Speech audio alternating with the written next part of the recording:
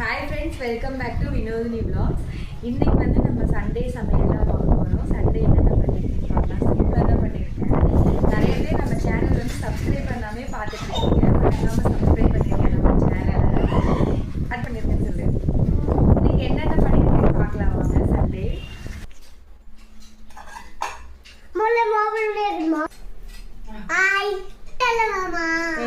சரி சொல்லு. அத்வி குட்டி தான் இன்னைக்கு சொல்லுவாங்களாம்மா என்னென்ன பண்ணியிருக்கேன்னு. இது என்னது?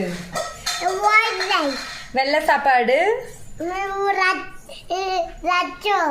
ரசம், சிக்கன்.